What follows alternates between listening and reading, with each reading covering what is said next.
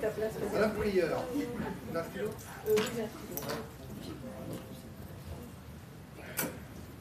Bonsoir à tous. Donc il est 20h, elle s'éveille. Donc bienvenue au conseil du 8 février avec une petite nouveauté, puisqu'on essaie de s'améliorer à chaque fois.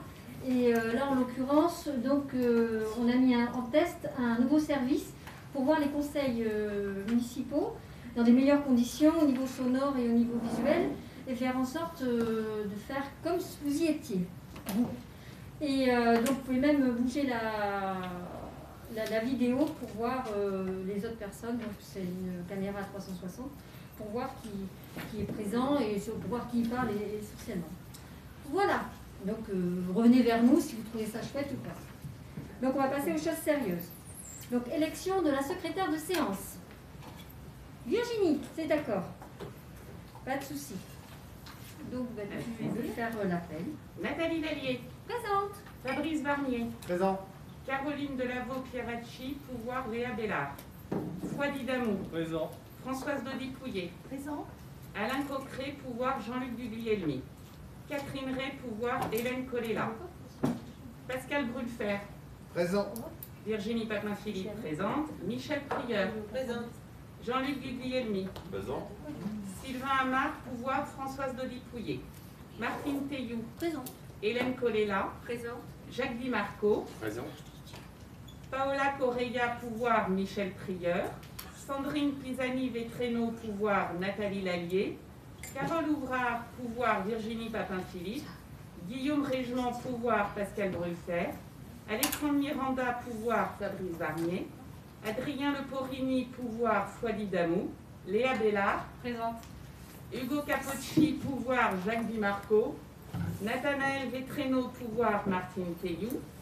Georges Paganini, pouvoir Stéphanie Jankiewicz. Gino Capocci, pouvoir Peggy Perrochon. Pascal Picard, pouvoir Stéphanie Jankiewicz. Peggy Perrochon. Présente. Stéphanie Jankiewicz. Présente. Merci. Donc on va passer à l'approbation du procès verbal de la séance précédente. Y a-t-il des remarques?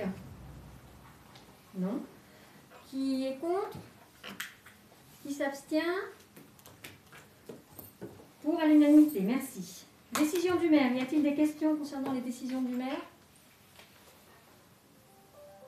C'est pas une réponse, ça. Ok, d'accord. Pas de questionnement. On va passer aux délibérations. Donc, rapport sur les orientations budgétaires 2021, qui sont essentiellement les axes par rapport aux souhaits que l'on veut pour notre ville et les investissements que l'on souhaite faire sur l'année 2021. Fouad, je te laisse la parole. Bonsoir, merci Madame le maire. Alors, effectivement, qu'est-ce que le débat d'orientation budgétaire? La loi nous permet de débattre sur le budget 2021 2 mois avant la proposition d'un budget primitif. Le but est de renforcer la démocratie participative en instaurant une discussion au sein du conseil municipal sur les orientations budgétaires et en améliorant l'information financière de la collectivité. Ce débat est accompagné d'un rapport d'orientation budgétaire qui portera sur les données majeures au niveau national, intercommunal et local, qui influeront forcément sur les inscriptions budgétaires de 2021. Ce rapport porte aussi sur la situation financière de la ville et sur les orientations budgétaires envisagées en matière de dépenses et de recettes. Ce que je vous propose, c'est de balayer, de voir ces différents points de ce rapport. Lorsqu'on parle du DOB, du débat d'orientation budgétaire, on parle de planning. Donc ce débat, on peut le faire 2 mois avant l'inscription du budget primitif, ce qui permet d'échanger sur les orientations. Le budget primitif, il fera l'objet d'une commission et d'un conseil municipal au mois de mars 2021. Et le compte administratif qui valide le réalisé de l'année précédente, 2020, fera l'objet d'un débat et de discussion lors du Conseil et de la Commission du mois de juin 2021. Et pour finir ce cycle budgétaire, c'est en décembre 2021 qu'on appliquera des décisions modificatives sur le budget qu'on aura voté au mois de mars. Voilà pour le planning. Si on rentre dans les détails du contexte, des contextes qu'il faut prendre en compte pour ce budget. Si on regarde la situation de la France, on a forcément une dégradation en 2020 suite à cette épidémie, à cette crise sanitaire du Covid-19. Si on doit retenir les chiffres des quelques facteurs, on a un recul du PIB de 9%, on a une augmentation du déficit public de plus 10,2%, on a aussi une augmentation de la dette publique de plus 20 points et une augmentation de l'inflation prévue à hauteur de 0,6. Qu'est-ce qu'on doit prendre en compte également pour ce débat et cette orientation du budget 2021? C'est la loi de finances 2021. Cette loi de finances, elle a été votée. Qu'est-ce qu'elle nous apprend? Elle nous apprend qu'il y a un plan de relance de 100 milliards qui est prévu. On parle de baisse d'impôts de production à hauteur de 50%. L'État nous annonce une stabilité des dotations. Et on parle encore de suppression de certaines taxes, d'automatisation de la FCTVA et de la refonte d'indicateurs financiers de nos collectivités. Donc la loi de finances fait partie des facteurs à prendre en compte pour le budget 2021. Le troisième axe à prendre, c'est notre projet municipal. Notre projet aborde la santé et les actions préventives contre la Covid-19. On parle d'amélioration de la couverture de santé avec notre mutuelle qu'on veut mettre en place, qu'on a mis en place, et le renforcement dans les écoles de tout ce qui concerne la santé. Côté pouvoir d'achat, on souhaite mettre en place des commandes groupées pour améliorer ce pouvoir d'achat, le développement économique. On parle aussi de mobilité dans notre programme et dans notre projet municipal, avec l'amélioration de la mobilité douce. Lorsqu'on aborde les points de culture et de loisirs, on souhaite redynamiser les secteurs en berne. Côté enfance, améliorer le parcours de l'enfant. Un point important de ce mandat, c'est le développement durable. On intégrera le développement durable dans toutes les réflexions de notre projet. Et un autre axe qu'on souhaite améliorer, c'est la démocratie participative, qu'on souhaite mettre en place dès 2021. À quoi servent toutes ces informations? On a parlé du contexte national, du contexte intercommunal, des orientations politiques. Elles vont nous permettre de construire le budget 2021 en prenant en compte les mécanismes de péréquation fiscalité et la valeur locative, la mise en place de politiques publiques du programme d'investissement et avec une gestion financière et budgétaire qui devra être prudente sur le long terme, car nous avons connu les années précédentes l'impact de la volonté de réduire la dette publique par l'État. L'effet était de 11 milliards sur les collectivités territoriales et de 1 million sur... l'impact était de 1 million sur Paris Vieille Poste. L'endettement qui se passe en ce moment avec le Covid, forcément aura un impact, peut-être du même ordre, on n'a pas les chiffres, mais il y aura un impact sur les années à venir. Donc, restons prudents et continuons à prendre en compte cette prudence dans la gestion financière et budgétaire. Voilà. Quelles sont les orientations à retenir pour le budget 2021 et qu'on propose? Pas d'augmentation pour 2021, donc on a une stabilité, on proposera au vote une stabilité des taux d'imposition. Il faut prendre en compte les conséquences du Covid, avec une évolution maîtrisée des dépenses de fonctionnement.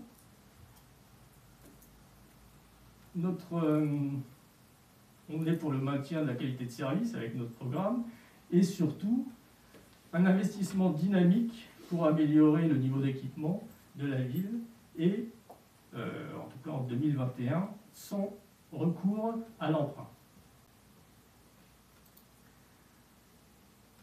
Si on passe sur la situation financière de la ville, le résultat prévisionnel de l'année 2020 est de 3 300 000 €.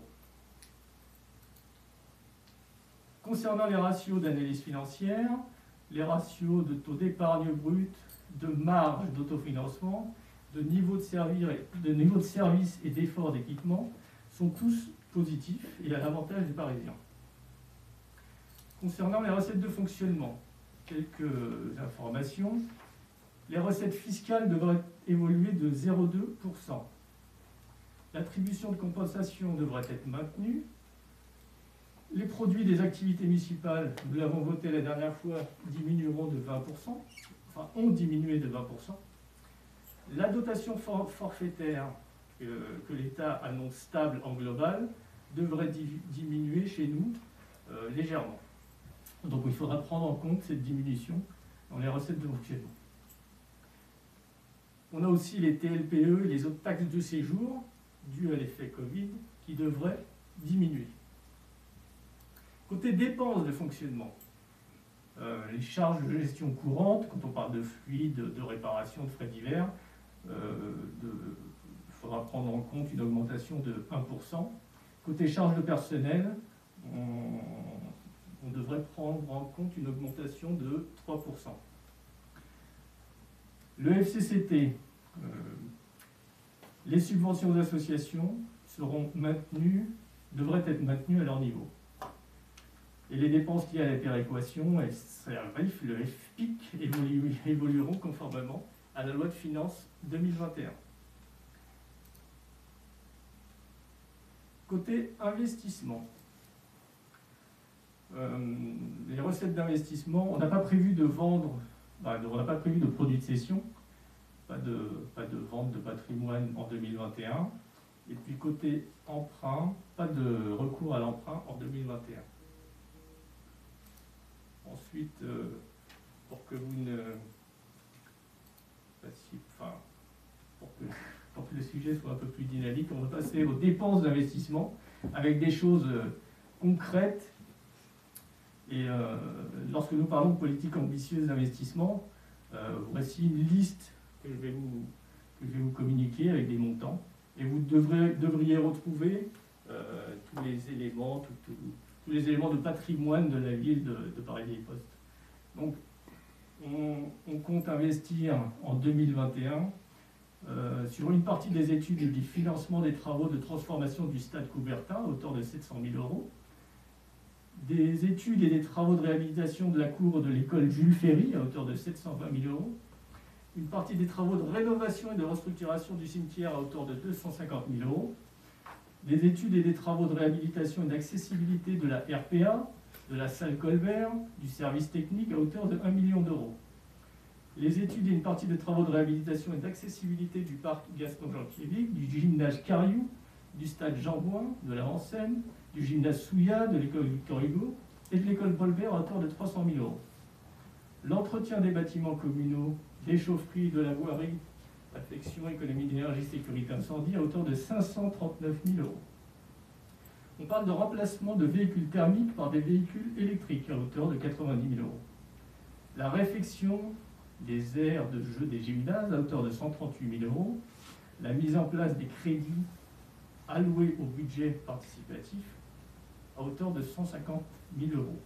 Lorsqu'on parlait tout à l'heure de démocratie participative, on prévoit dès 2021 une action liée à cette participation sur le budget, avec la mise en place d'un budget participatif qui proposera aux Parisiens de proposer des projets à hauteur d'une enveloppe de 150 000 €.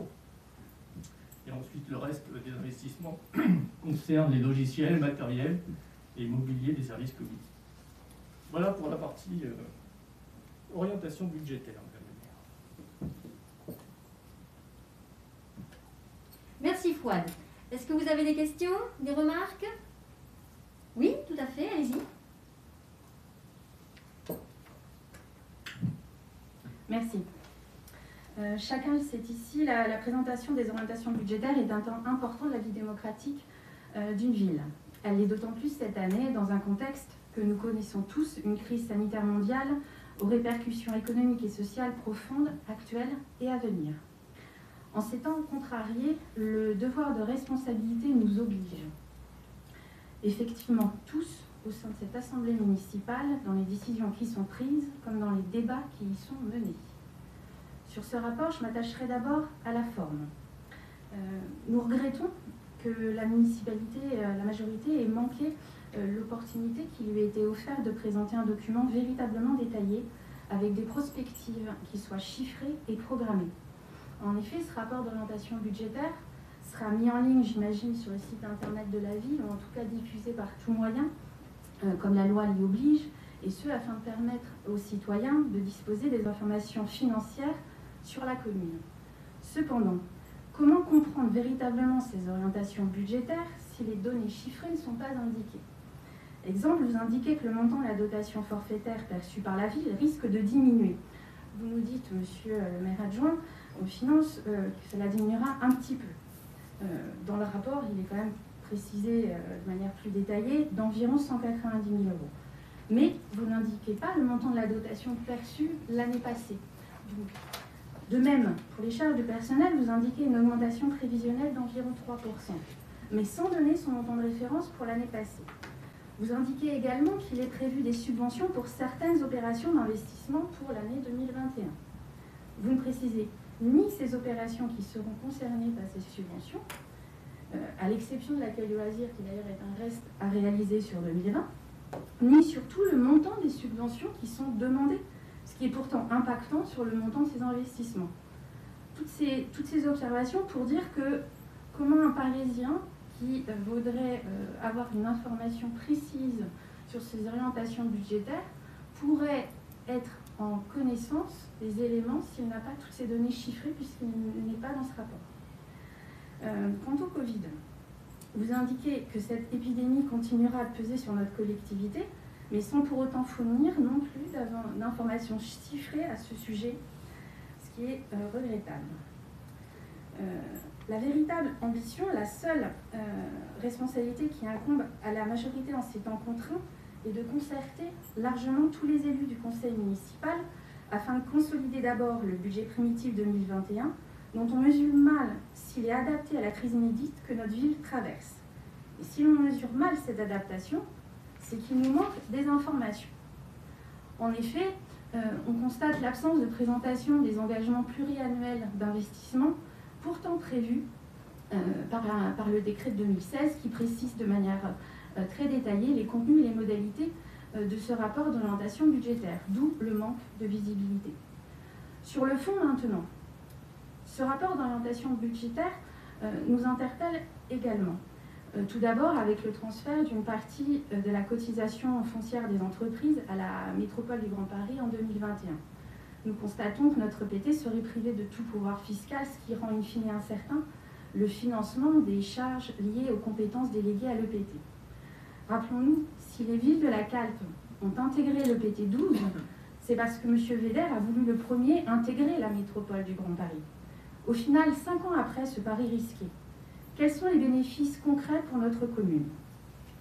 Je profite d'ailleurs de cette séance pour demander à M. le maire adjoint aux finances de nous présenter, s'il en est d'accord, lors de la prochaine commission des finances, le bilan et les perspectives budgétaires qui en découlent et qui permettront pendant cette mandature, par exemple, la rénovation très attendue des trottoirs et des voies. Vous indiquez également que le résultat de l'exercice 2020 devrait se situer aux alentours de 3,3 millions d'euros. Face à ce constat budgétaire, nous devrions encore mieux soutenir l'action de nos associations, qui sont le premier marqueur du dynamisme d'une ville. Ils sont une chance elles sont une chance et elles sont aussi une espérance en ces temps perturbés. Et surtout une protection pour les plus fragiles de nos habitants. Notre groupe souhaiterait également pouvoir obtenir et voir aboutir cette programmation pluriannuelle des investissements. Ce chantier, en effet, est nécessaire pour lancer une dynamique vertueuse de développement économique et d'amélioration de la vie quotidienne des habitants.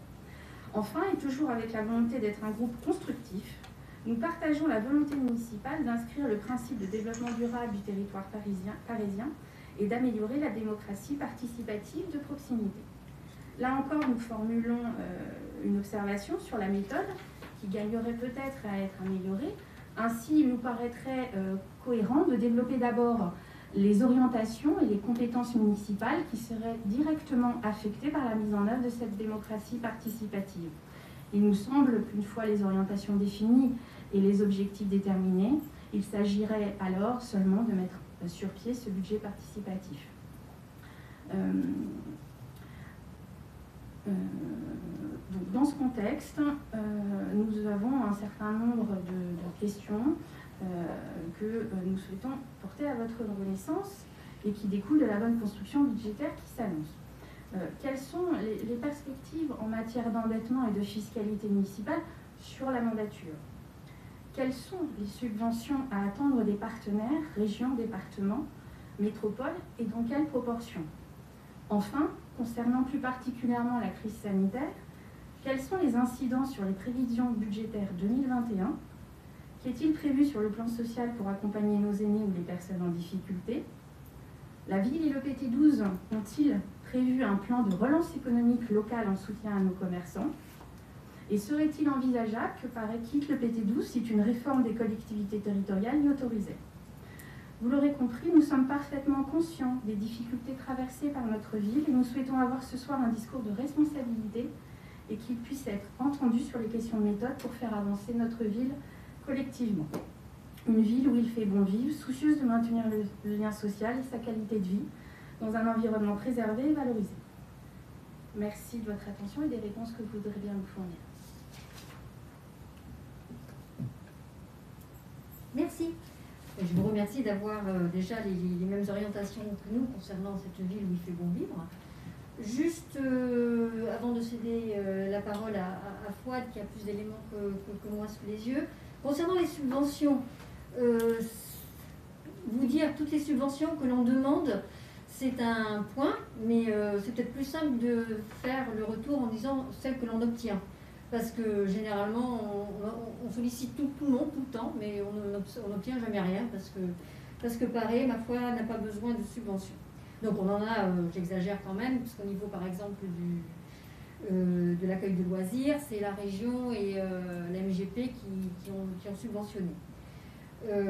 Ensuite, concernant le PT12, si l'histoire était fléchée depuis le début, ce serait trop simple. Et le fait que les PT12 voient effectivement ces revenus qui partent des villes et qui sont directement fléchés vers la MGP, ça, c'était pas écrit en 2016. Donc, c'est toujours des scénarios qui changent au cours de la vie. Le souhait d'Alain Véder, et je le partage, et on l'a tous partagé, c'était aller plus vers la partie nord, et essentiellement Orly, qui est quand même 2/3 de notre territoire. Et jamais l'État n'a proposé à ce que le périmètre autour d'Orly soit un territoire à lui tout seul. Et quelle alternative nous avions? Nous séparer complètement de ce territoire, de ce bassin d'emploi qu'est Orly et que sera Cœur d'Orly, et se retrouver du côté de Grigny ou du sud-Essonne, qui n'ont pas forcément les mêmes impératifs que nous et les mêmes visions des choses. Donc là-dessus, moi, j'ai pas d'état d'âme. Oui, on est dans le PT12. Est-ce qu'on y restera? Je ne sais pas. On verra en fonction de ce que nous proposera l'État sur la révision des territoires pour devenir des EPCI, effectivement, autonomes financièrement. C'est-à-dire que l'argent qui est prélevé aux Parisiens, qu'il aille directement dans la structure dans laquelle on a donné nos compétences, certaines compétences, et non pas des jeux financiers et dans lesquels on est perdu et où on perd également son droit de parole. Donc tout ça, c'est un peu complexe. Je vais laisser la parole à Fouad pour le reste. Peut-être, pardon, quand Fouad Igamou parle de l'impact Covid, c'était pas tant au niveau de la ville. Nous, pour l'instant, on doit être autour de 400 000 euros, mais c'est plus, là aussi, dans la vision future, quel sera l'impact pour les villes? Est-ce qu'on aura également des prélèvements qui seront faits parce qu'il faudra bien rembourser cette dette d'État? Et c'est dans ce sens-là qu'il voulait dire qu'il fallait être vigilant sur l'avenir. C'est comme pour le PT qui devient autre chose que ce qui était prévu au départ. Donc il faut toujours être vigilant. Et je remercie Fouad et les services de lettres. Moi aussi. Merci. Voilà, je vais essayer de reprendre le déroulé de vos questions. Vous avez parlé de la forme du ROB. Voilà, question forme, nous respectons la loi. Nous sommes, et même plus, parce que nous respectons le formalisme du document pour une ville de moins de 10 000 habitants. Ensuite, vous demandez des précisions chiffrées supplémentaires. C'est ce que vous avez dit en commission, hein, c'est le réalisé, et c'est pour ça que je l'ai rappelé dans le planning du budget. Le réalisé de 2020, on en sort, on sort de janvier, à fin décembre, comme toute entreprise, enfin comme tout bilan, on est obligé de travailler les chiffres et de préparer tout ça. Dans le planning, le compte administratif, donc le réalisé de la ville sur l'année 2020, il se fera au mois de juin. On en parlera, on l'abordera aussi lors du budget primitif au mois de mars, mais il y a un planning à respecter. Et parler du réalisé au moment du débat d'orientation budgétaire qui se fait 2 mois avant le budget primitif, bon, c'est trop tôt. Ensuite, vous avez parlé de pluriannuel concernant les investissements. On n'a pas une gestion pluriannuelle de nos investissements. Voilà. Donc, nos investissements, on les décide. Ce que vous pouvez remarquer par contre, c'est que la liste des investissements annoncés tout à l'heure concerne beaucoup d'études et beaucoup d'études qui vont lancer les futurs travaux que vous souhaitez peut-être avoir par écrit ou le côté pluriannuel. En tout cas, tous les travaux listés, tous les investissements qui apparaissent actuellement pour 2021 concernent beaucoup d'études. Et ces études vont donner lieu aux investissements futurs. Donc, la notion de pluriannuel, on l'a dans cette liste d'investissements. Ensuite, vous avez parlé du résultat.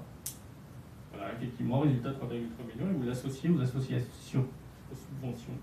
Donc, comme l'a dit Madame le maire, hein, les associations ont toutes fait leur demande. On est même dans un contexte où des associations n'ont pas fait de demande, et nous sommes en train de les relancer pour être sûr que tout va bien. Donc, ne vous inquiétez pas, les associations, pareil, pendant le temps de crise, ont toujours été...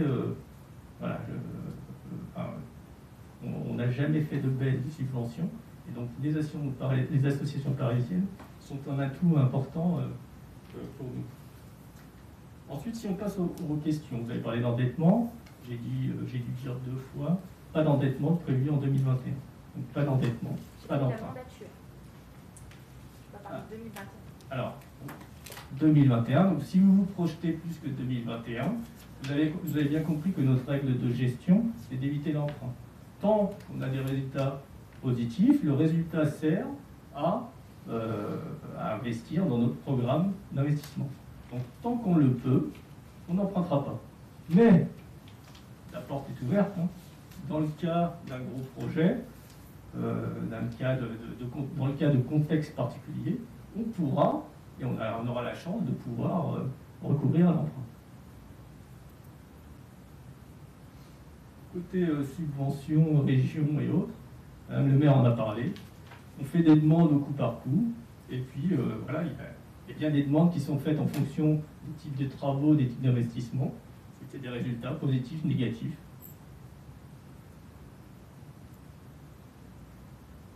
Et ensuite, incidence sociale. Donc, incidence sociale, moi je pense CCAS. Et CCAS, effectivement, on prévoit d'augmenter le budget du CCAS. Voilà. Tu vois, s'il faut retenir les points forts de ces orientations budgétaires, c'est que donc, pas d'augmentation d'imposition, pas d'augmentation des tarifs, même une baisse des tarifs de 20%, et on va poursuivre les efforts de rigueur et des gestions communales tout en maintenant un service de qualité.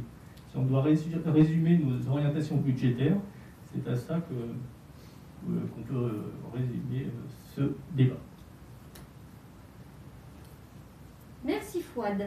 Ce que je voulais rajouter également, c'est que quand on parlait de la relance pour les associations éventuellement, on a en commission enfance, jeunesse, éducation, sport et loisirs, on a émis un projet concernant, qui pourrait aider à la fois les associations et les familles. Donc on a tous validé en commission de travailler sur ce projet, donc je ne dirai pas plus ici. Concernant les commerces, il y a quand même déjà la région, le département, le PT qui sont des aides, qui proposent des aides pour les commerces, et également l'institutionnel comme la Chambre des métiers, Chambre de l'artisanat. Et là-dessus, nous, on fait en sorte d'être un petit peu le porteur de ces informations pour qu'ils ne soient pas trop perdus. Et justement, à cet effet, on va embaucher un mi-temps en partenariat avec la ville d'Athis. On a ouvert un poste pour être en lien direct avec les commerces et les entreprises et le PT qui a à sa charge le développement économique. Des remarques? Non? Et puis pour en revenir par rapport au débat d'orientation budgétaire, c'est vraiment un débat. Alors qu'il y ait des chiffres, il y a des chiffres, Fouad a présenté des chiffres, mais c'est également les grandes orientations qui vont être données. Et ensuite, au moment du vote du budget et de préparation du budget, c'est là qu'on pourra dire que là on aura des éléments chiffrés et qu'on pourra estimer que c'est vous l'opposition ou nous, c'est opportun, ça ne l'est pas ou autre. Et là c'est vraiment plus la philosophie que l'on veut donner et dans les grandes lignes à l'année 2021. Alors, on doit voter ce rapport d'orientation budgétaire. Oups. Qui est contre? Pardon? Si, depuis 2 ans. Oui. Avant, effectivement, c'était juste un avis, je suis entièrement d'accord, et maintenant c'est un vote.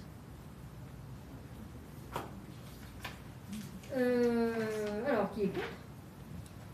Qui s'abstient? Donc, qui est pour? C'est bon. Merci.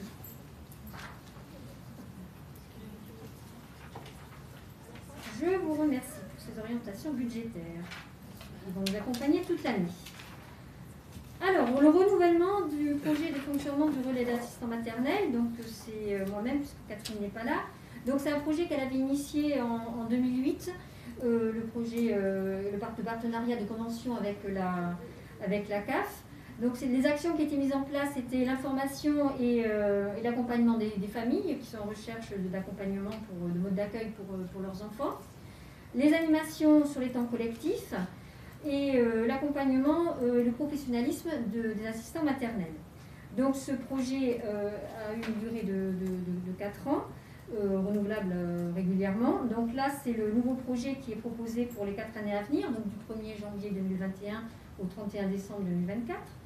Et les axes qui ont été retenus: faciliter le professionnalisme des assistants maternels, accompagner l'arrivée de nouveaux assistants également, l'accueil, favoriser les actions communes, encore une fois, passerelles, information des familles, tout ce que l'on souhaite mettre en place pour que ce soit un seul et même accueil pour l'enfant et qu'il y ait toujours une passerelle entre les différents niveaux d'âge. Donc ce que je vous propose, c'est de renouveler cette convention pour la période donnée, donc de janvier 21 au 31/12/2024, avec le versement de la subvention de fonctionnement pour le RAM. Qui a des questions, des remarques? Qui Qui est contre? Qui s'abstient? Votez à l'unanimité, je vous remercie. Alors là, on va tomber dans les ressources humaines. Léa. Merci Madame le maire. Bonjour à tous. Je crois qu'on commence par la délibération relative au recrutement temporaire, c'est ça? Oui, c'est ça. Alors, les emplois de chaque collectivité sont créés par l'organe délibérant de la collectivité, donc ici le conseil municipal. C'est l'article 3 de la loi 84-53 portant dispositions statutaires relatives à la fonction publique territoriale modifiée qui permet aux collectivités territoriales de recruter des agents contractuels sur des emplois non permanents pour des besoins liés à un accroissement temporaire d'activité et à un accroissement saisonnier. L'article suivant, il permet de recruter des agents contractuels pour remplacer temporairement des fonctionnaires ou des agents contractuels qui sont indisponibles en raison d'un congé maladie, maternité ou parental. Donc ces recrutements, ils se formalisent par des contrats à durée déterminée, renouvelés dans la limite de l'absence de l'agent. Ils bénéficient du régime indemnitaire. Donc aujourd'hui, il est demandé au conseil municipal d'autoriser le maire à renforcer les services pour faire face à un accroissement temporaire d'activité ou au remplacement d'agents indisponibles, dès lors que les besoins le justifient, et notamment dans le contexte de crise sanitaire actuelle. Enfin, en prévision de la période estivale et de l'organisation des séjours ou l'accueil loisirs durant les vacances scolaires, il est nécessaire de recruter des agents contractuels essentiellement pour les services du centre technique municipal, l'enfance, l'éducation entretien, le service jeunesse, sport, loisirs ou encore la restauration. Donc il y a des plafonds qui ont été fixés. Pour l'accroissement temporaire d'activité, les adjoints d'animation seront maximum 12 et plafond de recrutement de 12. Les adjoints techniques 2, et pour l'accroissement saisonnier d'activité, un plafond d'adjoints d'animation de 40, adjoints techniques 19 et adjoints administratifs 1. Merci Léa. Des questions? Des remarques? Non? Qui est contre? Qui s'abstient? Pour à l'unanimité, je vous remercie. Léa, on continue, donc avec la mise à jour des effectifs. Alors, pour prendre en compte les récentes réussites à des concours et les mouvements de personnel, il convient de mettre à jour le tableau des effectifs comme à chaque conseil municipal. Donc on démarre par la réussite d'un concours par un agent du service enfance. Il est donc demandé au conseil de créer le poste d'adjoint administratif principal 2e classe et de supprimer l'ancien poste d'adjoint administratif. Ensuite, il y a le départ d'un agent ASVP. Donc il convient de créer le poste pour son remplacement, soit un poste d'adjoint technique, et on supprime l'ancien poste d'agent de maîtrise principale. Également, on procède au remplacement d'un agent du centre technique municipal qui était embauché en contrat aidé. On ne supprime pas le poste, enfin, il le supprime tout seul, et il convient de créer un poste d'adjoint technique. Et enfin, afin de procéder au recrutement d'un chargé de mission environnementale et de la transition écologique, on supprime un poste de technicien et on crée un poste d'ingénieur. Merci Léa. Des remarques? Des questions? Non. Qui est contre? Qui s'abstient? Pour à l'unanimité. Merci Léa. Oui, je voulais juste rappeler pour vous qui regardez, qui pouvez faire le tour de la salle, c'est toujours l'état d'urgence sanitaire, donc on est toujours en effectif réduit, avec 2 pouvoirs maximum par conseiller présent. Voilà. Ne disent pas que les élus après ne font rien. Alors, je l'avais promis la dernière fois, le voilà, c'est le vœu pour la construction d'une gare sur la ligne 14 Morangis. Donc, on en a déjà parlé à plusieurs reprises. Et voilà, c'est simplement pour affirmer la volonté de Paris Poste de s'inscrire dans cette bataille et cette mobilisation concernant l'arrivée opportune d'une gare voyageur à Morangis de la ligne 14. La grande fierté, on sait que la ligne 14 s'arrête à Paris Poste dans le territoire de l'aéroport d'Orly. Mais il faut aller plus loin. Voilà, il n'y a pas que Paris dans la vie, il y a aussi Morangis. Donc, non, mais sans plaisanter, donc, on impose aux collectivités des logements. On impose également des contraintes du fait, enfin on impose et on y adhère totalement, des adaptations du fait de changement climatique. Et on nous demande de développer également une alternative à la voiture. Et celle-ci s'impose de toute façon. Donc le souhait, c'est vraiment d'améliorer les dessertes qui sont excentrées et bien que ce ne soit pas inscrit dans dans la métropole, dans la Société du Grand Paris qui gère tous les axes, des grandes lignes. Il y a quand même eu la ligne 14 et la ligne 18 qui s'arrêtent donc à l'aéroport d'Orly sur le territoire de Paris-Ville-Poste. Mais donc pour en revenir à la ligne 14, elle ne franchit pas ce mur infranchissable de la plateforme aéroportuaire. Et alors qu'il y a la ligne qui va jusqu'au site de maintenance et de remisage à Morangis. Donc la bataille a commencé en 2015 et elle s'accentue. Donc des mesures conservatoires déjà ont été prises. Donc mesures conservatoires, ça veut dire que la paroi, quand arrive la ligne 14 pour aller au SMR, n'est pas bétonnée, elle est juste en terre encore. Ça veut dire que la possibilité d'ouvrir a déjà été enregistrée dans le schéma de la Société du Grand Paris.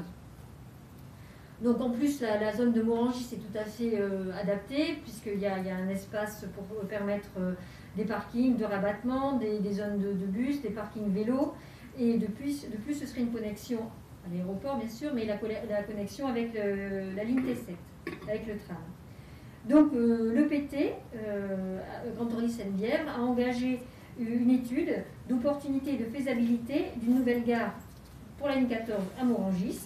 Donc on va de réunion en réunion, mais toujours confiant dans l'avenir. Donc pour ce soir, je vous propose donc qu'on émette le vœu que le territoire 12 de la métropole du Grand Paris soit favorable à la demande de construction d'une gare à Morangis sur la ligne 14, qui constituerait un élément majeur du futur pôle multimodal comprenant à minima une gare routière, un parking de rabattement, des emplacements vélos, ainsi que le lien avec le tram T7. Des questions? Des remarques? On va tous prendre le métro? Ok, bon, c'est pas demain, ni ce soir. Ok, donc qui est contre? Abstention, on est pour. C'est bon. Donc je vous remercie et voilà, la bataille continue. Ok. Donc, il n'y avait pas de questions orales, c'est ça? D'accord, donc pas d'informations supplémentaires? Non? Bon, mais bon appétit et bonne soirée. Merci à vous. Au revoir.